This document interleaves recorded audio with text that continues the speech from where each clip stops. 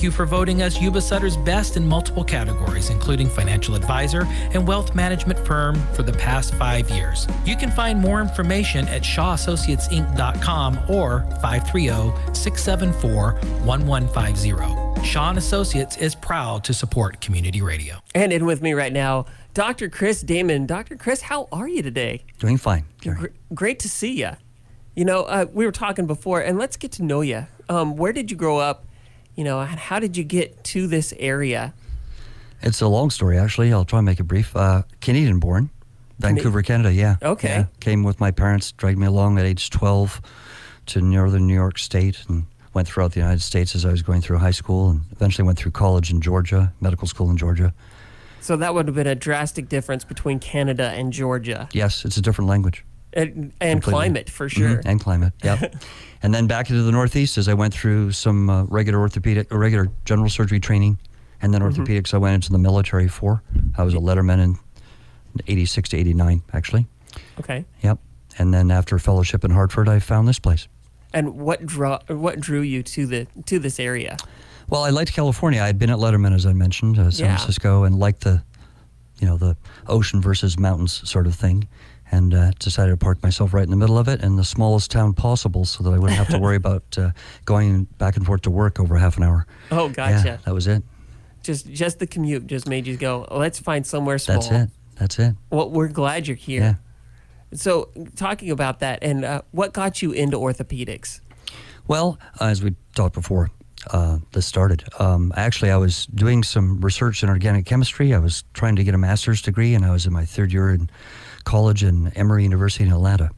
And I had a problem with a reagent that wasn't pure, it turns out, after the fact, and it blew up. Oh, my goodness. In this thing, and it blew glass all through my arm and my hand. And I'd cut my hand with a big piece right in some tendons that flex a finger, left hand. And I had a hand surgeon fix me and decided there and then to change my career. And so how long did it take you to recover from that? It was about 3 months going down to this main hospital in Atlanta, Grady. I had to go back and forth on a bus from the east side of the Atlanta area. It was a couple times a week for that, along with my other college stuff, and perhaps 3 or 4 months before I got my hand use back, pretty much. Yeah. Maybe 6 months until I could do most things with it that I wanted to, and about a full year until I had full strength. Yeah. So people don't realize that, how long it actually takes to recover from things. And sometimes, it does. And sometimes you get impatient. You're like, I just want to be back to normal. Yes. And that's a hard thing for sure. It's hard. It's hard to even get to normal. I'm still not normal from my injury, but you accommodate. People are very adaptive. And I'm still left-handed. That's my left hand.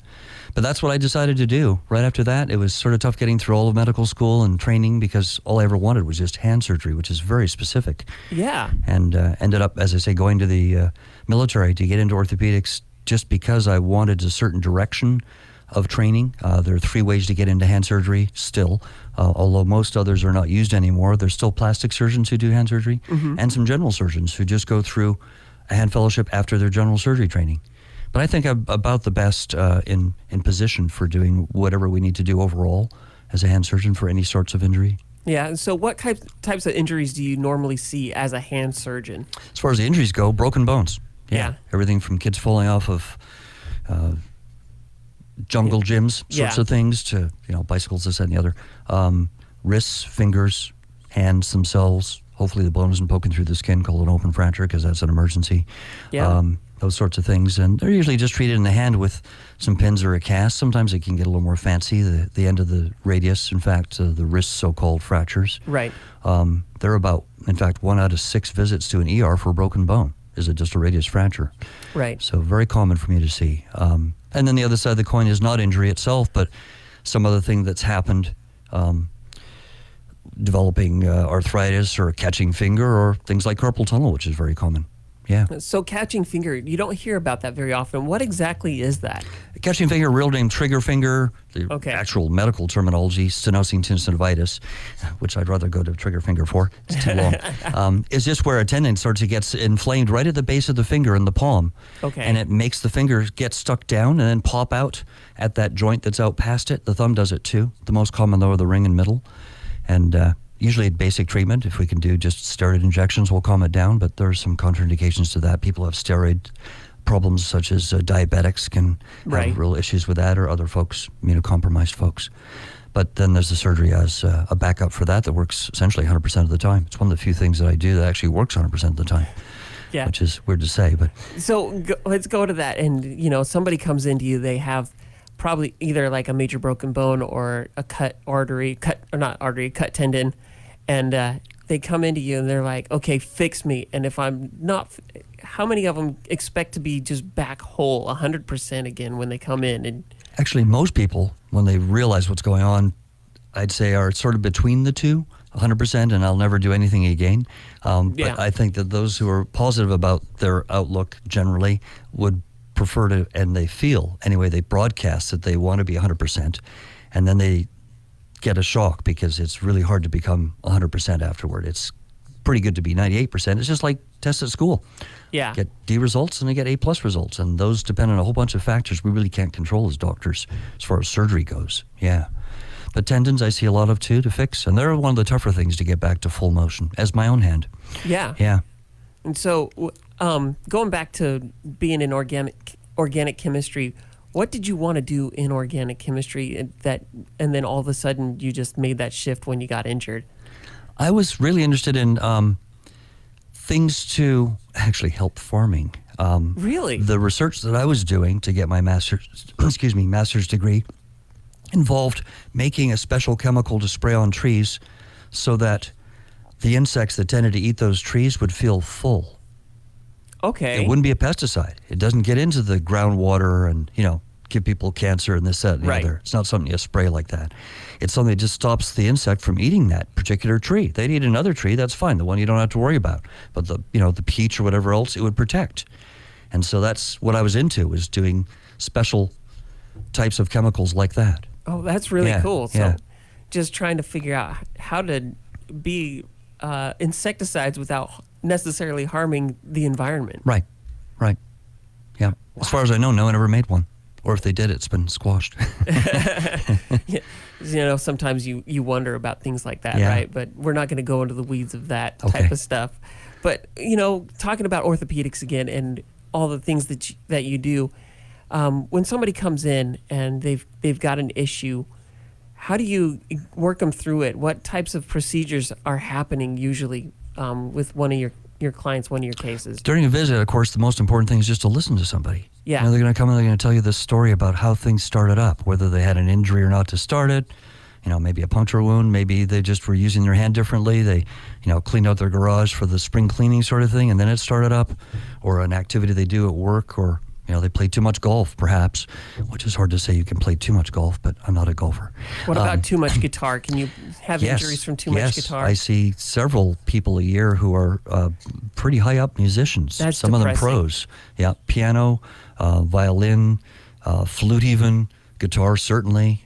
Guitar is probably my most common Really? patient to see with guitar-related injuries, believe it or not. Are they usually Yeah. left-hand or right-hand? Oh, the right-handed, almost everybody is, yeah. That's Right. the only instrument you can really put the other way around, and I'm left-handed. I play left-handed guitar, or used to, yeah. Yeah. Yeah. But yeah, there are lots of different things. So you listen to the person, and then you look at their hand. Right. Look at the other one too, because usually the other one isn't involved, but if it is, it is. It's a good one to have as a baseline. And then you actually examine by doing things that actually I've learned as tricks throughout the years. That's what it's about, is a practice. And then obviously before that was fellowship and regular orthopedics training. So you rely on all these little bits of information on how to examine something to decide what the type of tissue is that's giving the patient the trouble. And then you confirm it with other sorts of tests all at the same time, and sometimes you need an x-ray, sometimes you don't. And then you provide a sort of a treatment, depending on what that's about. It could be something as little as using a brace and some, gel you put on the skin that controls inflammation, to changing someone's activities for a while, to putting on a cast if it's a fracture or something like that at times, or suggesting a surgery is the best route. Yeah.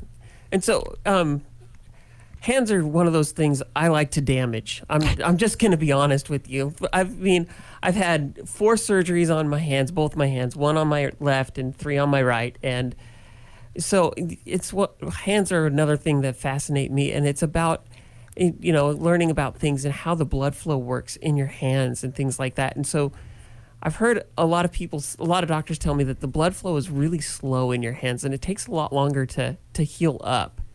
Is that necessarily true, or Actually, it's probably the other way around. Being Okay. an end organ like the hand and foot, the best blood supply seems to be way out of the very tip of the finger of the Okay. whole hand. And those are the only sorts of, if you had a broken bone as an open fracture, someone pinched the tip of their finger in their car door, say, and Right. snapped the tuft and it has a cut over it, technically an open fracture. It's the only one you really don't treat as an open fracture per original traditional orthopedics, where you have to take someone to an operating room and wash them out and keep them on IV antibiotics. There is an issue with sometimes people having blood supply to their hands, which is usually from another condition. There are lots of different peripheral vascular diseases that people get for their arms and legs, and for that matter, going to their heart. And it does the same thing to the hand. For that matter, there's nothing different about a vessel in a hand versus a leg. But at the same time, most folks actually have very good blood supply, and you could imagine if someone slits the wrist by mistake on something, or perhaps Ooh, on yeah. purpose horribly, and gets their distal radius area and cuts the radial artery, it squirts across the room. Yeah, that's Yeah, true. there is no blood pressure in the hand at all. Yeah. Okay, Yeah. that's good to know. I mean, Yeah. I've heard that a few times, especially like with the navicular bone and things like that, Ah, where it's that's a special case. Okay. And that's inside a blood supply to a particular bone, and that's the one bone in the wrist that I have to deal with all the time, as far as a broken bone, that sometimes, as it breaks, it essentially cuts off its own blood supply to one half of the bone, just the way the blood supply feeds the bone. Okay. And that's just because it's almost completely covered by cartilage. It's inside Oh, the wow. wrist, Yeah. but it's one of the few bones that's about 85% covered with cartilage all the way around it. So there's nowhere for the entry of the vessels except in one spot. So there's a problem with that bone healing, as well as one pretty typical for different reasons in the shin area, the tibia, the big bone there that you hit your shin bone. It has trouble healing too. And those are the only two areas where we usually use a special bone stimulation unit, which is actually a magnet that cells that are bone cells like to align to help stimulate them to heal. okay. Yeah. So with using that magnet, we're getting way into the weeds, and, Yeah, and this weeds. is what Yeah. I like to talk Yeah. about. With using that magnet, is it something that you use externally, or is it something you place internally? It used to be mostly internal, was the original studies, but external works just as well, it turns out, and it's usually just placed through a hole in the cast or directly over the cast, depending on the style of the material that they use. Yeah. Okay. And you just turn this machine on, and it helps the bone to heal, and there are known statistical rates of improvement, but at the same time, that bone's a tough one to get to heal, the navicular or scaphoid in the wrist. Yeah. Yeah. So what's your favorite surgery to perform? A favorite. I think it probably is that. Is putting a Yeah? screw in the scaphoid bone is probably the most favorite thing to do. Why is that? Yes. Turning 'Cause the screws it's on someone. technically really neat to do, because you just cock the wrist down and you can get access to this bone pretty easily if you know how to get to the wrist. And you just put this little guide wire in and a little drill over it and a screw over that. And it's very healing to the Yeah. physician as well as the patient, because usually you can get someone's bone to heal much more likely, or at least somewhat more likely, than if they'd had a cast, even if the bone hadn't moved. And that's, again, that navicular bone, the scaphoid bone, yeah. So, becoming a doctor, did blood make you squeamish at the beginning? Oh, yeah. And things like Yeah, that? my own blood still does. It's sort of weird. Really? Yeah, it's so weird. how do you kind of overcome that, and so you can get to the point It was where just you're doing- exposure. I just went, through medical school. I couldn't stand watching a film about how to draw blood. It was that bad when I was in my second year of medical Yeah. school. But over time, and getting used to things and getting gradual exposure, whether you're a medical student or a resident or whatever, I just grew out of that completely, except for my own sometimes. Yeah. It still gives me the woozies. Yeah, drawing blood, something like that, on me is not fun sometimes. Yeah. Do you have to turn away when they Oh, yeah, give you a I shot? still or do. anything? Yeah, I still Really? do. Yeah, I can't watch metal going into me. That's weird, isn't it? Yeah. That's pretty interesting, Yeah. because you kind of understand a little bit more of how procedures happen and things like that, being a doctor, and so you're like, okay, just do this and it'll be fine. But Uh-huh. it's good to know that even doctors Oh, still yeah. get squeamish. Yeah, it's the visceral gut level, and it's mostly guys who do that sort of stuff. When I have dressings coming off of patients in the office, it's mostly the men who want to faint. Really? Much more than women. It's a completely different species of human, really. Yeah, as far as things go, yeah. All right. Well, so if somebody has an issue and needs to contact your office or anything, how do they get in touch with you and try to figure out, maybe they've had this weird thing in their elbow that's been bugging them, or something dealing with their hand. They haven't talked to a doctor in a while. How do they go about? Usually it's done indirectly, I have to say. Most medical systems in this country in particular, and as I said, I'm from Canada, which is much more socialized, but here it's a referral. It's sort of a wire Right. connecting things. It's just the same as the computer system in this country, through the internet, essentially. In this case, though, it's contacting your family doctor if you have one, or using an urgent care if you don't, or Yeah. the emergency room if that's the case. And then they refer into a specialist's office. And generally, there are only a few people who do hand surgery in this community. I have a partner in plastic surgery who does some hand surgery as well. And there's a fellow over at the hospital at Rideout who does some too. But I'm the only full-time hand surgeon here now. And so the paperwork comes in. If it's just a routine thing, as in it's been there for more, some months or something, then I review that paperwork and then decide on when I want to see that person in the office, and it gets set up and they get contacted. If it's something more like I broke a bone or I cut a tendon, then as they come in through that system, then that's sort of expedited so that I generally get to see them within a few days of their injury. Certainly Right. more than that, earlier than that if it's something really serious. Okay. Yeah. Sweet. So, going back, what got you so excited about hand surgery? You talked about destroying your hand and that, but then you just all of a sudden shifted and said surgery. I want to be a doctor. I want to be a hand surgery. And was it always just a hand surgein? Yes, that you wanted it to was. do? It was pretty weird that I got stuck on that very early. Before I was even an MD, I wanted to do hand surgery. I got temporarily sort of sidetracked into neurosurgery a little bit. In fact, when I was in medical school, I picked an advisor. Everyone has an advisor. Right. Who was a neurosurgeon who at the last minute being my fourth year in medical school, decided he wasn't going to really recommend me for being a neurosurgeon because I wasn't the right personality Oh, gotcha. for doing Okay. that. And there I was high and dry. I was thinking about neurosurgery, in fact, looking at little vessels, AVMs and things in the brain, stuff like that. And then I had this resurgence on, well, I'm going to do hand surgery then, because that was my real love anyway. I just sort of Right. got sidetracked. But at that point, it was too late to actually get into a program. You have to sort of sign up ahead of time, essentially. You match for all these residencies, orthopedics and such. And so I went through a few years of just scrapping to get regular general surgery training after my internship, and then entered the military to get into orthopedics specifically because of that. I sort of shut myself out So what of the training. what division of the military did you serve in? I was in the Army for 8 years. Yeah. in the Army. Thank you Yep. for your service. Hi, welcome. Started as a captain. You sort of cheat as a doctor. You come as a captain. And I left as a major because that's what happens after 5 or 6 years. You get promoted anyway. Right. Yeah. So Yeah. you blow your hand in the lab, and you're in the hospital. Is that right when you decided you're going to be a hand surgeon, or was it later? I think it probably took a few months. I can't imagine the conversation. Yeah, I'm going through this, Mom, Dad.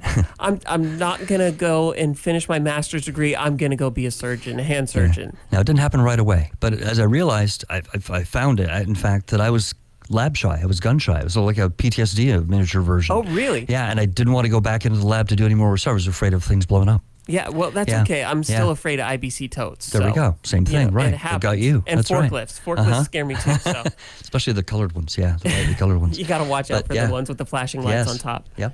So Anyway. yeah, it took a few months before I realized, boy, this is really important, and I may have, actually lost full hand function or enough of it. I didn't feel really good about it. I was depressed at the time, in fact, and then got back into school. Only missed a couple of weeks as far as regular Right. college stuff, but yeah, as this sank in, I decided I didn't want to do any chemistry. Yeah.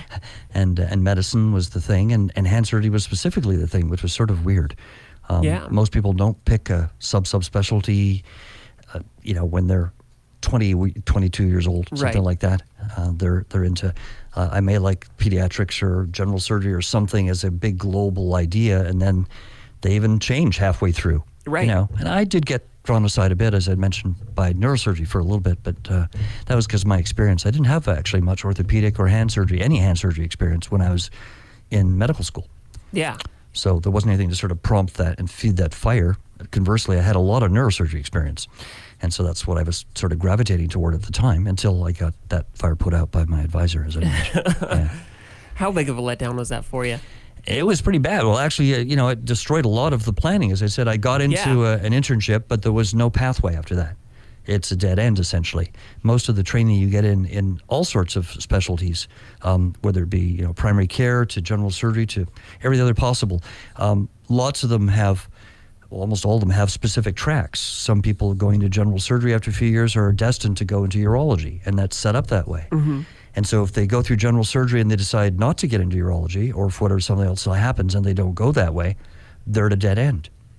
All those years of training, and it's kaput. Right. And they have to scrap, they have to get back into the system somehow. And that's why I used the military in particular. I wasn't really interested in, I hate to say, serving with the Army in the United States, but that's the way it came about, and I think it was useful for both of us.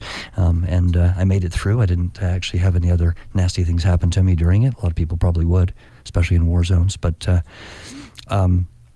so the way the government really has set up training in this country is such that once you've made a decision as to the path you want to go, it's very difficult to change paths. Right. Yeah, and that's something I learned the hard way, and it took an extra, 6 or 7 years. 2 years of general surgery for no reason after internship. Right. 2 years getting in orthopedics, just being an orthopedic preceptor. 2 years paying back after the residency of that. So that's 6 years extra of my life, essentially, to go from point A to point B. Yeah. Because of that.